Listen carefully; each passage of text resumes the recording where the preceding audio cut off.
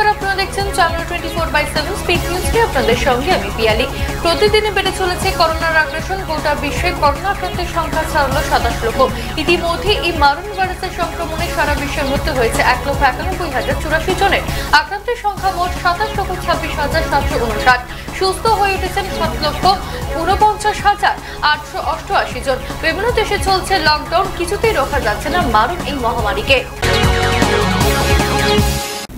ফের বেফাস বার্তা দিলেন মার্কিন প্রেসিডেন্ট ডোনাল্ড ট্রাম্প। তার নতুন দাবি, শরীরে জীবাণুনাশক ইনজেকশন করে ফুসফুস সাফ করা যায় কিনা। গরম পড়লেই করোনা পালাবে এমন কথা আগেও বলেছিলেন ট্রাম্প। জোরালো আলো শরীরে ঢুকিয়ে করোনা তাড়ানো যাবে বলে নিদান দেন তিনি। যদিও জীবাণুনাশকের ক্ষেত্রে কোন ধরনের জীবাণুনাশক তা স্পষ্ট করেননি ট্রাম্প। করোনা পরিস্থিতিতে আমেরিকার অবস্থা দেখে শিউরে উঠছে বিশ্বের বাকি দেশগুলি। জন হপকিন্স ইউনিভার্সিটি তথ্য অনুসারে শুক্রবার মার্কিন মুলুকে মৃত্যু হয়েছে 1,258 জন মানুষের।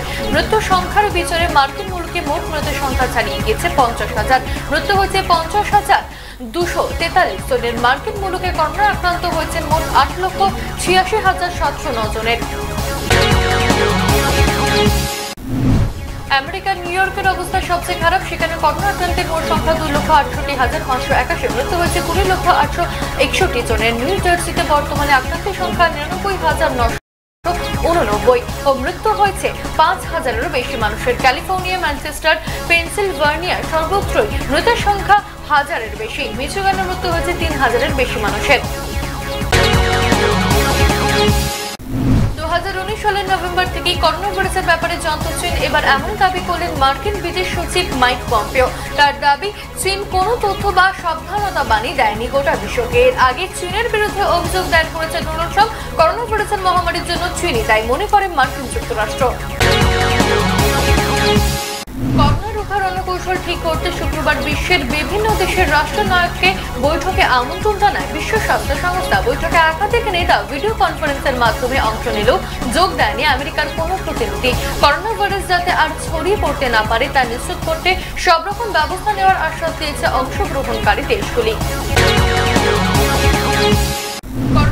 মারাত্মক প্রভাব পড়েছে ইউরোপের বিভিন্ন দেশে। Italy, Spain, France, Britain, Germany 5টি দেশে পাল্লা দিয়ে বাড়ছে করোনা আক্রান্ত এবং মৃতের সংখ্যা। আক্রান্তের সংখ্যা নিরিখে শীর্ষে রয়েছে স্পেন।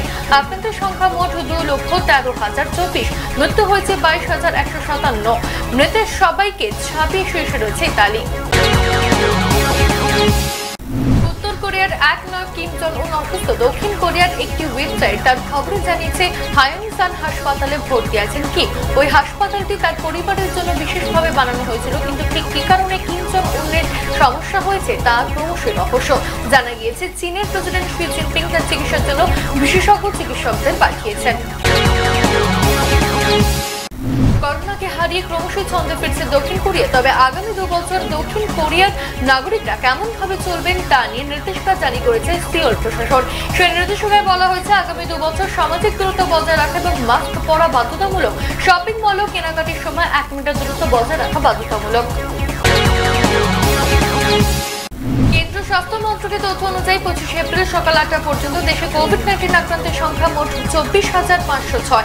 একটাতে ভারতে করোনা আক্রান্ত হয়েছেন 1,054 জন। মৃত্যু হয়েছে 52 জনের। সুস্থ হয়ে উঠেছেন 149 জন। মৃত্যু হয়েছে 775 জনের। সুস্থ হয়ে উঠেছেন 5,063 জন। এখনো দেশে অ্যাক্টিভ কেসের সংখ্যা মোট 18,688। করোনা সংক্রমণের কারণে বন্ধ রয়েছে স্কুল, কলেজ, বিশ্ববিদ্যালয়ের পঠন পাঠন। কলেজ ও বিশ্ববিদ্যালয়ের নতুন সেশন শুরু হওয়ার সময় এগিয়ে আছে। এর মধ্যে কলেজ বিশ্ববিদ্যালয়ের নিয়মমাফিক জুলাই মাসের বদলে সেপ্টেম্বর মাস থেকে নতুন সেশন শুরু করার পরামর্শ দিয়েছে বিশ্ববিদ্যালয়ের মঞ্জুরি কমিশন।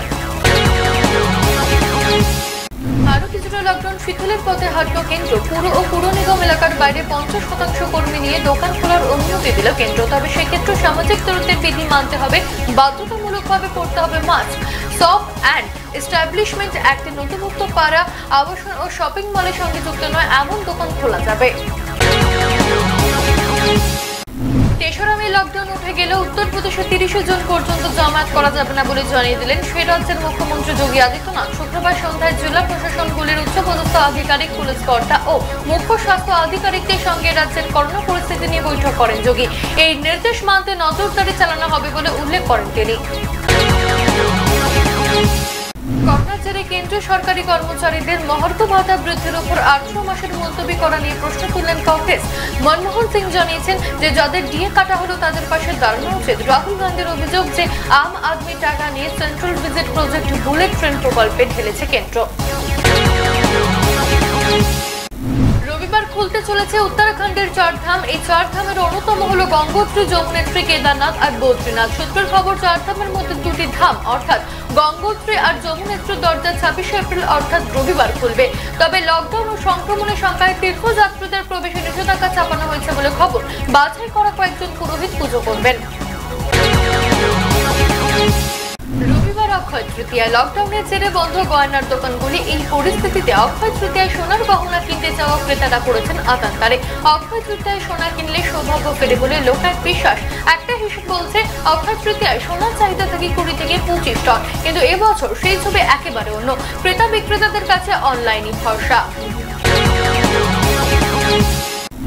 শনিবার সকালে জম্মু কাশ্মীরের পুলওয়ামা জেলার অবন্তিপুরায় বড় সাফল্য পেল সেনাবাহিনী। সকালে মাটির তলায় 10 ফুট লম্বা এবং 10 ফুট চওড়া একটি গুপ্ত কক্ষ বা গোপন ঘাঁটি খুঁজে পেয়েছে। সেনার প্রাথমিক সন্দেহ ওই পাতাল করে জঙ্গিদের আনাগোনা এখনো রয়েছে।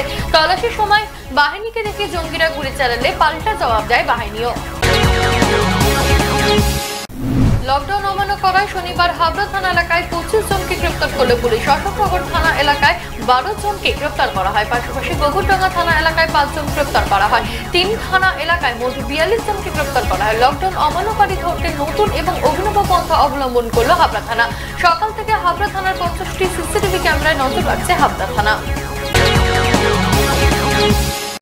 দেশের এই দুর্যোগপূর্ণ সময় যখন সাধারণ মানুষ গৃহবন্দী, ঠিক সেই সময় দেশকে রক্ষার কাজে একনাগারে কাজ করে চলেছে পুলিশ ও স্বাস্থ্যকর্মীরাও। এছাড়াও খবরের স্বার্থে পথে নেমেছেন সংবাদ মাধ্যমও। শনিবার সকালে জঙ্গিপুর জেলা পুলিশ সুপারের পাশাপাশি ফারাক্কা থানার আইসি জয়দীপ ঘোষ সংবাদ মাধ্যমের কর্মীদের স্বাস্থ্যের কথা মাথায় রেখে এবং তারা যেন নিরাপদে থাকে তাদের জন্য একটি করে কিট তুলে দেন সংবাদ মাধ্যমের প্রতিনিধিদের হাতে। আগামী রবিবার থেকে উত্তরপাড়া থানা এলাকার সমস্ত দোকান বাজার বন্ধ রাখার জন্য প্রচার চালানো হলো উত্তরপাড়া থানার পক্ষ থেকে। শুক্রবার রাত থেকে শনিবার সারাদিন এইভাবেই চলল প্রচারের কাজ। মূলত চন্দননগর পুলিশ কমিশনারেট এলাকায় উত্তরপাড়া থেকে চন্দননগর পর্যন্ত সমস্ত জায়গার বাজার হাট তুলে দেওয়ার সিদ্ধান্ত নিয়েছে প্রশাসন। এমনকি মুদিখানা দোকান সকাল 11টা পর্যন্ত খোলা রাখার অনুমতি দেন। মুর্শিদাবাদে গুলিবিদ্ধ এক যুব কংগ্রেস কর্মী। আহত কংগ্রেস কর্মীর নাম মিনারুল শেখ। অভিযোগের তীর তৃণমূল থেকে। ঘটনাটি ঘটেছে শনিবার মুর্শিদাবাদ থানার কাপাসডাঙ্গা অঞ্চলের শিবনগর গ্রামে।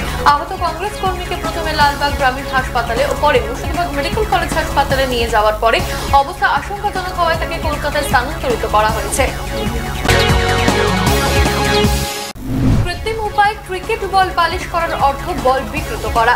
কিন্তু করোনা ভাইরাস অতি মহামারীর পর এই নিয়ম পাল্টে যেতে পারে, কারণ পুঁতো ব্যবহার করে বল পালিশ করার পদ্ধতি নিয়ে নতুন প্রশ্ন উঠে গিয়েছে।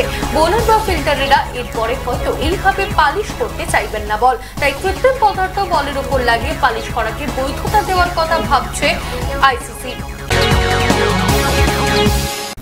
তার নামও করোনা, তবে পুরো নামটা করোনা রিক ফ্রিয়েস। মাত্র 8 বছরের অস্ট্রেলিয়ার এই খুদে ভক্তের থেকে ছুটি পেয়েছেন সদ্য করোনা মুক্ত অভিনেতা টম হ্যাঙ্কস। করোনা দ্য ফ্রিয়েস লিখেছেন, শুনলাম আপনি আর আপনার স্ত্রী করোনা আক্রান্ত। এই খুদে ভক্তকে পাল্টা চিঠিও লিখেছেন টম হ্যাঙ্কস।